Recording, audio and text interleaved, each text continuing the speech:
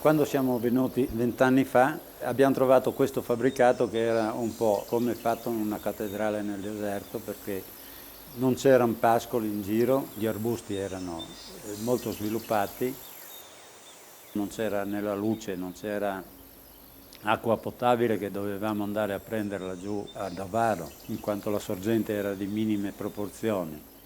Con l'aiuto soprattutto dei miei familiari, sasso dopo sasso, siamo riusciti a creare questo ambiente che viene apprezzato da tutti quelli che ci vengono a visitare.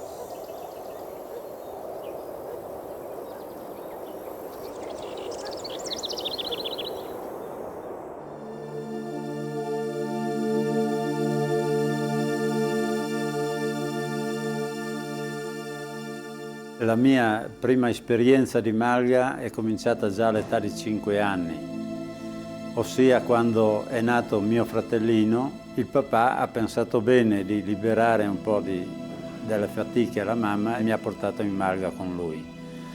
Se dobbiamo pensare alle Malghe di quella volta, era un ambiente tutt'altro che ospitale, che però ci è piaciuto subito per la libertà di movimento.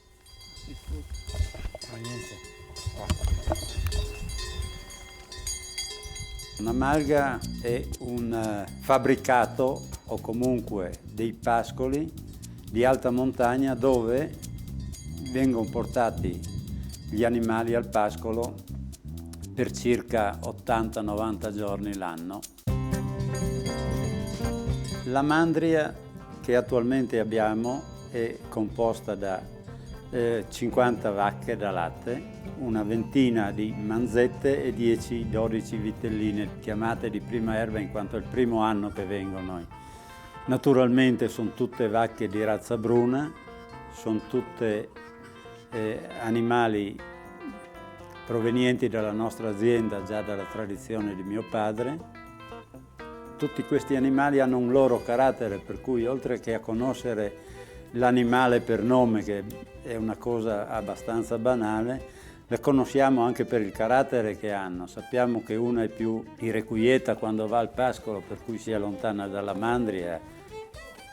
Quindi si instaura un po' un rapporto fra gli animali e anche il personale quasi di conoscenza anche degli animali verso di noi.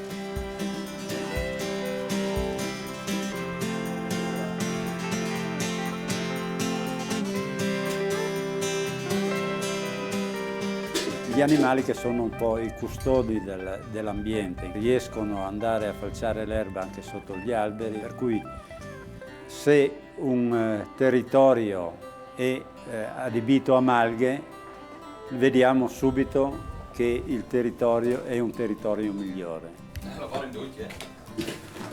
Grazie soprattutto al lavoro di chi ci abita, ma anche degli animali stessi che curano i prati e l'ambiente. Siamo in Carnia, all'altitudine di 1583 metri, siamo in comune di Ovaro e siamo sullo Zoncolan. In questa zona abbiamo una molteplicità di specie botaniche che trasferiscono particolari qualità al latte, naturalmente poi al formaggio.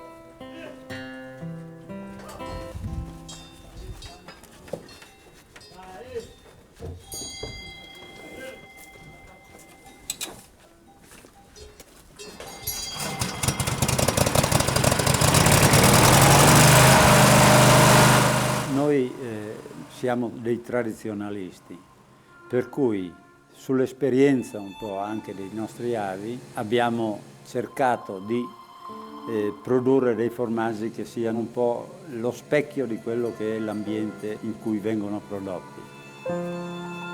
Il latte viene lasciato che sia lui a comandare al casaro.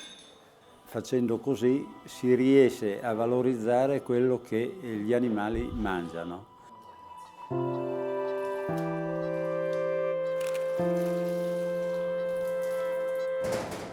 Sono stato fortunato anche perché, oltre ad aver cominciato da bambino questa vita, e naturalmente Sono stato anche responsabilizzato fin da bambino da mio papà